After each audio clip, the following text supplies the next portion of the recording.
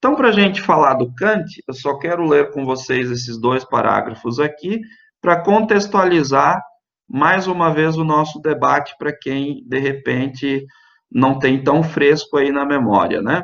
Então, o texto nos diz aqui, ó, anteriormente você verificou que na antiguidade grega, os filósofos entenderam a busca do bem como a realização da própria natureza humana, marcada pela racionalidade. Lembram lá dos gregos? A ética racionalista, do Sócrates, do Platão, do Aristóteles, né? Logo, para eles, agir bem significava agir conforme a razão. Por isso, as teorias éticas desenvolvidas nesse período são consideradas racionalistas. Na Idade Média, a tendência racionalista continuou predominante. No entanto, a fé também passou a ser vista como fundamento da ação moralmente correta. Então, foi até onde nós chegamos, né? Com o Santo Agostinho, sobretudo, entendendo e também com Tomás de Aquino, entendendo como que a perspectiva ética da conduta humana, do comportamento humano, né, de saber se a ação que nós praticamos é justa ou não, é correta ou não tem mais agora apenas uma perspectiva racional, mas tem também uma perspectiva espiritual, religiosa, né? Então é na relação com Deus que na Idade Média se fundamenta a conduta moral.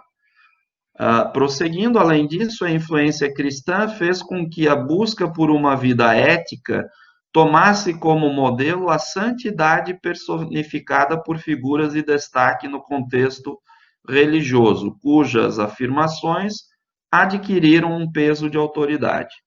No pensamento moderno, que é o que nos interessa agora, as teorias filosóficas apontaram novos fundamentos para a ação ética, como o dever e a utilidade. Então, quando aparece aqui a palavrinha dever e utilidade, depois de vocês estudarem, então, a ética moderna e contemporânea, vocês vão ligar automaticamente a dois autores principais, ao Immanuel Kant e ao John Stuart Mill. E, bom, poderíamos falar do Jeremy Bentham também. O Kant é o grande representante da ética do dever, né? E o Mill, o Bentham um pouquinho, mas depois, sobretudo, o Mill, são aí os grandes representantes da ética utilitarista. E a gente vai tentar aprender com um pouco mais de detalhe essas duas principalmente, tá? Ainda assim, de modo geral, predominou a tendência racionalista.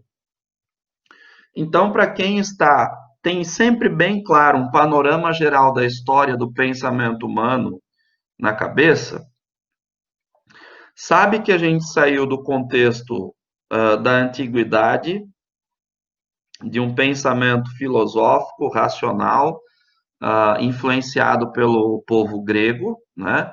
Mesmo depois, no período do Império Romano, a gente tem o famoso mundo greco-romano, né? Porque Roma governa no sentido político, mas a mentalidade do Império Romano era grega, né? A filosofia grega influenciou muito o mundo antigo. No período medieval, nós temos a religião cristã, dando o fundamento, as bases do pensamento desse período bastante longo. Mas aí, por volta do século XIII, inicia um movimento, né, final do século XIII, início do XIV, até o final do século XVI, que nós conhecemos como Renascimento. E aí já entram autores que nós vimos também um pouco no outro bimestre, que foram responsáveis, né, por mudar muitas coisas no âmbito da ética, da política, da teoria do conhecimento. Então, René Descartes, a gente pode citar o David Hume, e vários outros pensadores, Roger Bacon, um pouquinho antes, e assim por diante. Então, afinal, a ética contemporânea desenvolve suas reflexões considerando acontecimentos recentes e de grandes consequências para a humanidade, como as duas guerras mundiais, as crises políticas, as mudanças culturais e o desenvolvimento de tecnologias de intenso impacto sobre o comportamento humano e sobre a vida.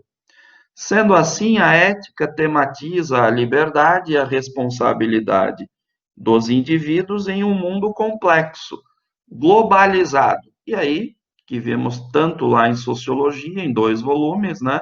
Nem preciso falar a respeito da globalização mais para vocês, e marcado por contradições, os quais os ideais modernos de racionalidade e moralidade não conseguiram evitar ou solucionar. Bom, então são 2 parágrafos aí para contextualizar um pouco o momento histórico que o Kant estava inserido, né? E aí para a gente pensar como que esse filósofo então vai articular suas ideias. Deixa eu abrir aí para vocês, né? No século XVIII, é um dos grandes representantes do iluminismo, movimento aí literário, filosófico, social, político, cultural, né? O Kant, então, foi um dos grandes representantes, um dos grandes expoentes aí do iluminismo, que tentou, portanto, e conseguiu, né, de maneira bastante importante, porque até hoje esse cara é lembrado, não só na filosofia, como em inúmeras outras áreas, né? No direito, o Kant é extremamente discutido e debatido, mas porque ele é alguém que conseguiu, então, articular um pensamento que tentasse dar conta dos problemas que ele estava, então, vivenciando no contexto histórico dele. Pessoal, essa aula de hoje, como a gente está voltando para a filosofia, eu vou falar um pouco mais, tá? Não teremos tantas questões aí para vocês analisarem ou comentarem, mas surgindo dúvidas, vocês me interrompam, tá?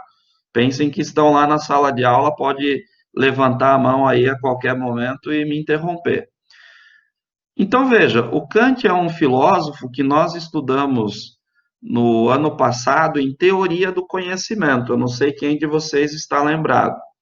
O Kant é aquele que sempre tenta resolver o problema, o impasse de 2 extremos, né? Então, nós tínhamos o racionalismo, por um lado, representado pelo Descartes, o empirismo, por outro lado, representado pelo Locke, pelo Hume e tantos outros. E o Hume, inclusive, o Kant diz que foi responsável por despertar ele do sono dogmático, ou seja, com o ceticismo do Hume, né? Com o empirismo cético do Hume, ele conseguiu incomodar o Kant e fazer o Kant pensar em torno do conhecimento, porque até então as posições do Descartes prevaleciam, digamos assim. Então, o que eu vou falar hoje para vocês, panoramicamente sobre esse autor, envolve 3 obras bastante conhecidas a respeito dele, tá? Envolve a crítica da razão pura, envolve a crítica da razão prática e envolve a fundamentação da metafísica dos costumes. São 3 livros que o Kant escreveu e que permitem a ele, né, um, estabelecer uma teoria do direito, uma teoria política, uma teoria do conhecimento, uma teoria ética no período aí moderno. Então, o que que essas 3 obras indicam para nós? O como, e isso eu tenho falado bastante agora com a turma do terceirão, né, que a gente faz uma revisão de todo o ensino médio, o como que esses vários autores, e o Kant faz isso melhor do que ninguém, articulam essas 3 áreas do conhecimento filosófico. Epistemologia, que é a teoria do conhecimento, que, portanto, basicamente se refere a esta obra aqui, tá? Crítica da razão pura, ele está analisando basicamente questões relativas ao processo do conhecimento. Porque, veja, o nosso interesse na ética é estabelecer o que é uma ação justa, né? Como que nós devemos agir, certo? Veja que nós queremos saber a respeito disso, nós queremos conhecer a respeito disso. Por isso que todos os filósofos políticos, eticistas, né, e assim por diante, precisam antes estabelecer qual é o chão, qual é a base, qual é o fundamento que eles vão percorrer, qual é a teoria do conhecimento que eles vão utilizar. Então, Kant faz isso na obra chamada Crítica da Razão Pura. Na Crítica da Razão Prática, como o próprio título já indica, e na Metafísica dos Costumes, ele vai daí pensar questões de ordem pragmática, né, da nossa vida cotidiana, de como que nós devemos agir. E o Kant é um pensador também, eu espero que vocês entendam quando eu digo isso, que defende um cosmopolitismo. E um cosmopolitismo que foi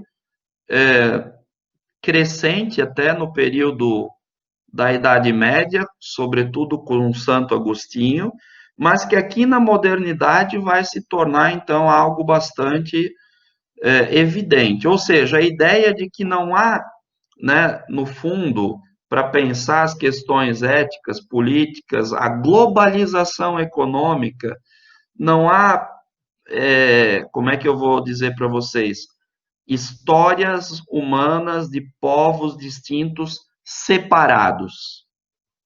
Há uma, a gente aprendeu esse conceito, né? Interdependência. Claro que o Agostinho pensou isso numa perspectiva cristã, de que a palavra de Deus, enfim, Cristo, ele veio para salvar a todos, não apenas um povo específico, e etc e tal, tá, enfim. Essa ideia cosmopolita está por trás do pensamento kantiano, tá? Esse universalismo, né? E daqui a pouco a gente já vai entender melhor isso.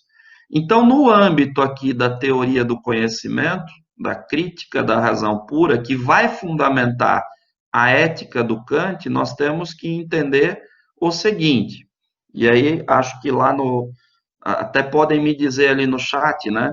Eu não sei se esse aspecto eu tive tempo ano passado, quando a gente estudou a teoria do conhecimento, de destacar no Kant, tá? Eu acho que não, mas enfim, se destaquei, não tem problema. O Kant vai dizer nessa obra que existem dois tipos de conhecimento, que basicamente eu já até mencionei nessa aula. Nós temos, por um lado, um conhecimento empírico a respeito das coisas, e nós temos, por outro lado, o que ele chama de conhecimento puro. Bom, vocês, como alunos do segundo ano, já sabem o que é um empirismo, o que é a empiria, né? E como que ela é importante também para diversos outros campos do conhecimento, principalmente a ciência. Então, quando nós estamos falando de conhecimento empírico, é aquele tipo de conhecimento que nós adquirimos com base na experiência. E aqui a gente pode pensar um conhecimento empírico mais geral, mais simples, vamos dizer assim, e o tipo de conhecimento que também pode se adquirir, né, empiricamente a partir da ciência. Deixa eu tirar aqui, que está me atrapalhando um pouco. O tipo de conhecimento que a gente adquire na ciência. Então, a gente poderia ainda fazer essa divisão. Dentro do conhecimento empírico, nós teríamos dois níveis de conhecimento empírico. Um mais pelo senso comum, digamos, quando as pessoas aprendem, adquirem um determinado saber, sei lá, culinário, né? Nessa pandemia, quem está sozinho em casa, sei lá, os pais já voltaram a trabalhar e precisa ali ajudar em alguma coisa, está adquirindo pela experiência um tipo de saber. Mas não é um saber científico, né, pessoal? Então, a gente pode estabelecer esses dois níveis, tá? Por outro lado, e obviamente pela nomenclatura a gente já vai perceber que o Kant dá uma importância maior a esse segundo tipo de conhecimento, né? Nós temos um conhecimento puro, que não depende da experiência. E é esse conhecimento puro que não depende da experiência, portanto, se não depende da experiência, depende do intelecto, né? Da razão, da racionalidade. E aí, como eu falei, o Kant, como um bom representante do iluminismo, tem na racionalidade também o ápice, né, daquilo que o ser humano consegue desenvolver ao longo da sua vida. Então, esse conhecimento puro, que não depende da experiência, e sim do intelecto, da racionalidade, da reflexão e do pensamento, é o conhecimento com C maiúsculo, digamos assim, que o Kant vai defender que nós temos que buscar alcançar. É o tipo de conhecimento representado lá na língua grega com a palavra episteme, né? Porque ele lida com, já está aí para vocês, ele lida com conceitos, com ideias, com definições, com respostas que são necessárias e universais. O que a gente quer dizer com a expressão ou com a ideia, é um conceito necessário e universal? Que existe um grupo de coisas, de fenômenos, vamos supor assim, na natureza, que podem ser explicados a partir desse conceito, dessa ideia. Bom, então eu percebo no meu dia a dia que se eu solto uma maçã, ela cai. Se uma cadeira escapa do meu braço, quando estou levando ela de um lado para o outro, ela cai. Se um vaso escorrega da minha mão, ele cai.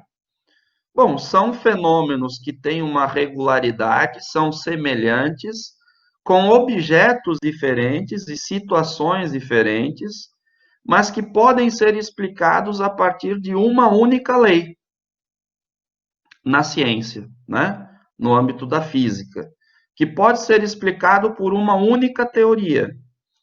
Portanto, essa teoria representa, eu estou aqui usando como exemplo apenas, tá? Eu espero que vocês estejam entendendo, representa esse conceito necessário e universal, porque ele explica todos esses fenômenos de objetos de diferentes tamanhos, pesos, cores, que ao escaparem soltos, são atraídos para o centro da Terra, que é a questão da gravidade, né? Então, o conhecimento puro, segundo Kant, é o que nos permite formular conceitos necessários e universais, porque estão pautados na razão e não na experiência, ok? Lembrando que o Kant ele não rejeita até a experiência como algo importante no processo do conhecimento, né? Lembram disso lá do primeiro ano? Ele apenas diz que, olha, a experiência ela até fornece o conteúdo a ser conhecido, a ser investigado, mas quem organiza esse conteúdo é a razão. Desculpa, é o sujeito.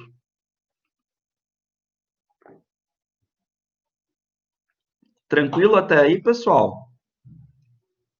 Amém, igreja?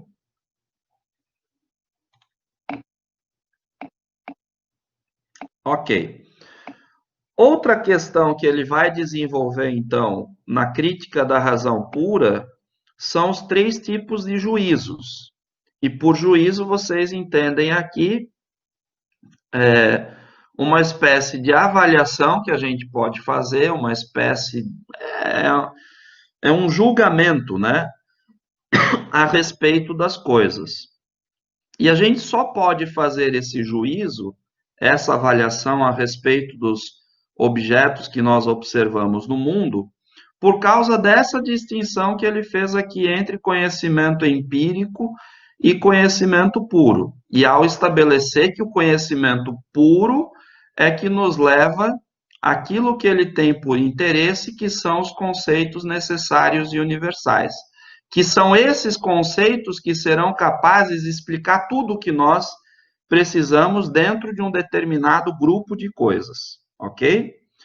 Bom, nós estabelecemos, segundo o Kant, e aí a teoria dele, vocês não precisam concordar com ele, uma primeira espécie de juízo, uma primeira espécie de avaliação a respeito das coisas, que ele vai chamar de analítico, que nos lembra da palavra análise, né? Por que ele está pensando nessa nomenclatura? Porque esse primeiro tipo de juízo nada mais faz do que dizer aquilo que a coisa já é. Aquilo que é claro e evidente. Lembram lá da evidência do Descartes, que a gente estudou ano passado? É aquilo que é claro e evidente. Por outro lado, nós temos um juízo sintético a respeito das coisas. E aqui dentro do juízo sintético, nós vamos ter uma bifurcação, uma divisão, que nos vai mostrar, então, os três tipos de juízos. Mas falando ainda do analítico, eu falei que ele fala aquilo que já está evidente, porque, e aqui eu estou usando os conceitos de sujeito e predicado, tal como vocês conhecem na língua portuguesa, tá, pessoal? Como alunos do segundo ano, né, eu nem preciso explicar. Então, um juízo analítico que eu faço a respeito de algo é quando o predicado já está contido no conceito do sujeito. Querem ver um exemplo aí? Quando a gente diz, por exemplo, né, triângulo é uma figura de três lados. Veja só, eu preciso, para saber desse predicado, né, do sujeito triângulo aí, do conceito de triângulo. Eu preciso olhar para essa figura geométrica, eu preciso de algum tipo de experiência aí para conceber esse conceito matemático? Não, nenhum. Então, os juízos analíticos que nós formulamos sobre as coisas é quando o predicado que nós atribuímos a elas nada mais é do que uma explicação a respeito das características que ela possui, ou seja, não acrescenta nada. Quando eu falo triângulo, bom, eu já estou me referindo a uma figura de três lados. Eu não preciso dizer isso por extenso aí, integralmente, porque no próprio conceito do sujeito já está a ideia de que se refere a uma figura geométrica que possui, então, esses três lados e que, né, a soma dos ângulos internos aí do triângulo sempre vai ser o que mesmo lá para aquele pessoal que vai fazer o Enem, nem preciso dizer, né? Ninguém se habilitou? Ah, bom. Pensei que iam falar diferente disso. Jamais eu duvidei de vocês. Então, ele não amplia o conceito do sujeito, ok? Gravem isso aí porque é importante. Veja que só nessa aulinha de hoje vocês vão ter bastante coisinha para bater os fios aí para a nossa prova bimestral, tá? Bom, o que seria um juízo sintético, por outro lado? É quando o predicado ele não está contido no conceito do sujeito. Bom, se o predicado não está contido, então a gente já consegue inferir com isso o contrário disso daqui, né? Então, se no juízo analítico nós não temos uma ampliação a respeito do conceito do sujeito, aqui nós temos, obviamente, uma informação nova, características que até então não se sabia a respeito do sujeito. Agora, nós temos dois tipos de juízos sintéticos, e por isso, então, nos referimos aqui a três juízos: o analítico, o sintético, e esse pode ser sintético a posteriori ou então sintético a priori. E acho que alguns de vocês, se não todos, já conhecem essas duas expressões, né? O que, que seria, então, um juízo sintético a posteriori? Ou seja, uma avaliação que eu faço a respeito de algo que amplia o conceito do sujeito, mas que amplia estando pautado na experiência. Qual é o problema que vocês já conseguem perceber até aqui? Vocês conseguem identificar algumas coisas aí que o Kant está raciocinando? Porque a ideia é a seguinte, ó. Ele quer um conhecimento puro, não é isso? Ele quer um conhecimento puro, que não dependa da experiência e que seja necessário e universal. A questão da necessidade, né, para ser necessário, não pode ser dependente da experiência, pessoal. Até aqui, então, o juízo analítico, beleza, estava até indo bem. O problema é que o Kant não vai estabelecer como conceito de conhecimento puro esse tipo de coisa que não amplia o conceito do sujeito, ou seja, que já diz aquilo que o sujeito evidencia. Então, por isso que o juízo analítico não é interessante, não é aceito para o Kant como um conhecimento puro, porque ele não amplia nada a respeito do sujeito, embora ele não dependa da experiência. Ok? Vamos prosseguir então. Aqui no caso do sintético, bom, o predicado não está contido no conceito do sujeito, isso é bom, porque então significa que ele vai ampliar o conhecimento a respeito do objeto que está sendo investigado. Só que eu tenho que verificar agora as outras duas coisas, e a gente já percebe que o conhecimento sintético a posteriori, ele depende da experiência. Portanto, ele não vai nos levar a um conhecimento puro, ok? Ele não vai nos levar a um conhecimento puro, porque ele sempre vai ser dependente da circunstância. Ele sempre vai ser dependente da realidade em que está inserido. O Kant não quer isso.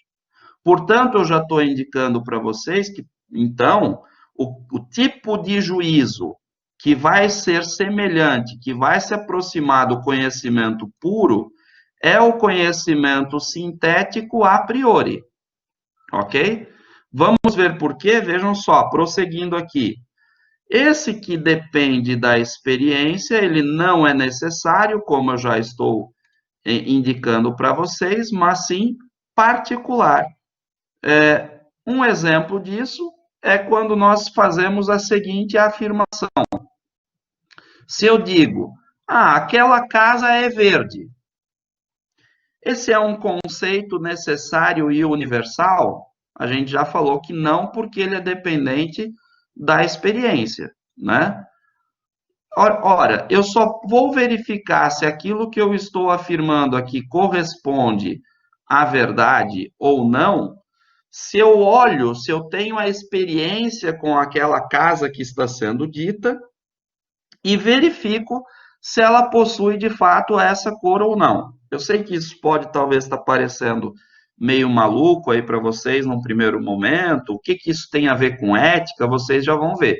E como o nosso horário está curto, eu vou agilizar um pouquinho. Então, para eu dizer porque veja, o predicado, né, é verde, não está contido no conceito do sujeito. Não está já implícito ou explícito, até se quiser, no conceito casa. Eu preciso ver aquela casa particular, aquela casa específica. Por isso está aqui a questão da particularidade. O Kant quer um conceito universal. Portanto, um conceito universal seria o conceito casa. Mas como que se define esse conceito universal? local no qual as pessoas residem, se alimentam, descansam e assim por diante. Prosseguindo aqui, bom, então o juízo sintético a priori, que, portanto, que não está contido, o predicado não está contido no conceito do sujeito, não depende da experiência, é o que interessa ao Kant, porque ele estabelece um conceito necessário com base na reflexão, no intelecto, na ciência, e ele amplia o conhecimento que nós temos a respeito das coisas. Então, o a priori significa antes da experiência, o a posteriori depois da experiência. O Kant quer um conhecimento que não depende da experiência e que amplia o conceito do sujeito. Portanto, é o juízo sintético a priori que ele deseja alcançar, já que é esse que estabelece o conceito necessário e universal. Está aqui a setinha indicando, portanto, para vocês, né, o tipo de relação que ele faz. Ele vai aplicar isso a tudo, pessoal. A tudo. Ao pensamento político que ele tem, ao pensamento jurídico que ele possui, ao pensamento ético que ele desenvolve. Portanto, o que é ético, né? Como que eu vou desenvolver uma teoria segundo a qual eu sei se aquilo que eu estou fazendo é de fato o correto, é o justo, é aquilo que deve ser feito ou não? Apenas quando a minha conduta pode ser considerada necessária e universal. E ela não depende da experiência, ela não depende da circunstância. Vamos ver como isso funciona, então? Então, veja, nessas duas obras aqui, Crítica da Razão Prática e Fundamentação da Metafísica dos Costumes, ele vai fazer esse tipo de exercício, tá? Que é, então, primeiro dizer o básico para um filósofo moderno.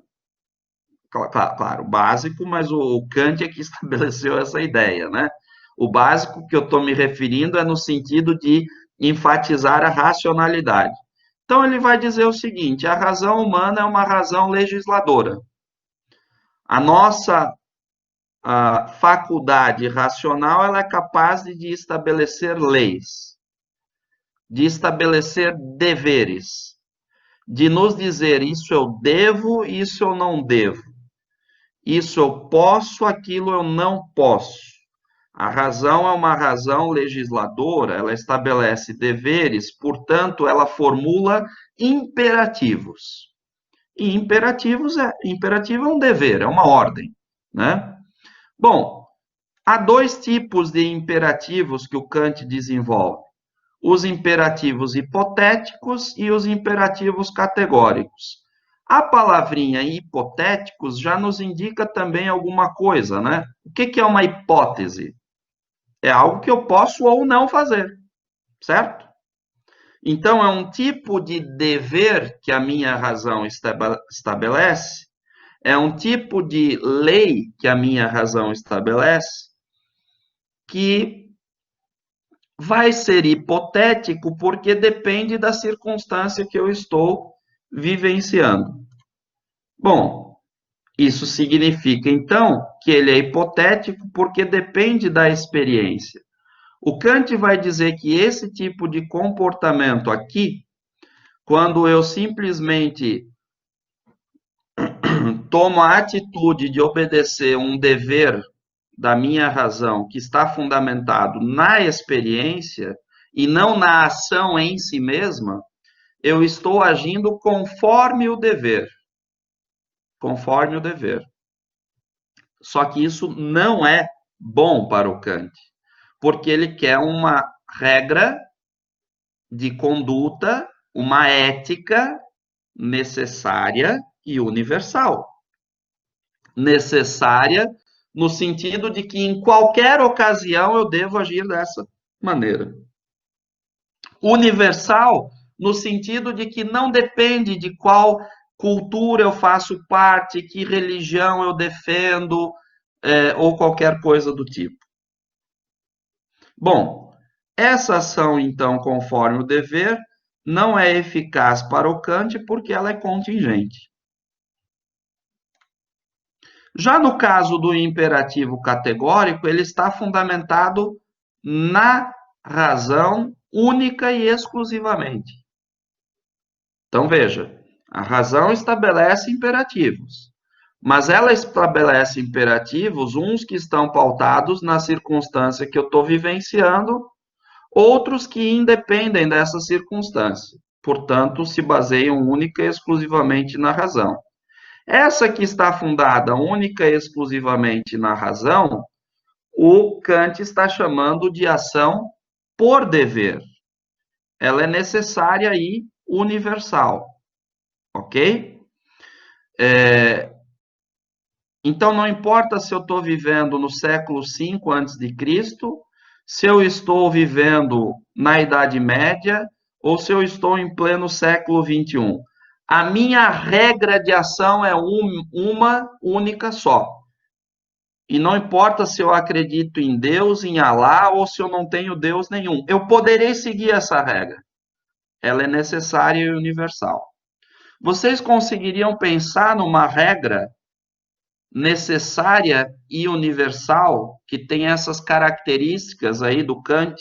Veja, é uma perspectiva ética a priori, que não depende, portanto, de circunstância nenhuma.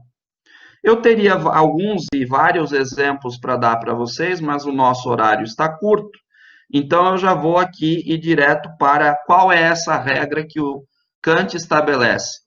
E aí entendam o seguinte, é uma primeira formulação que ele faz do imperativo categórico, tá, pessoal? Portanto, eu estou salientando para vocês o quê? O que é a teoria ética do Kant? É que nossas ações estejam pautadas nisso daqui, no imperativo categórico, fundado única e exclusivamente na razão, e que vai se caracterizar, portanto, como uma ação por dever, e não uma ação conforme o dever. Conforme o dever é quando o meu interesse, a minha motivação, a minha emoção influencia na minha decisão. E o Kant não quer isso. Então, essa aqui é a ideia. Ó. Essa é a regra, essa é a primeira formulação do imperativo categórico. Age segundo uma máxima tal que possas ao mesmo tempo querer torná-la lei universal. O que é uma regra de conduta, pessoal? Que qualquer pessoa no mundo inteiro, ao longo de todas as épocas históricas, pode praticar e não vai causar nenhum tipo de dano, prejuízo ou promover algum preconceito ou intolerância ou qualquer coisa do tipo. E é inclusive chamada a regra de ouro da ética.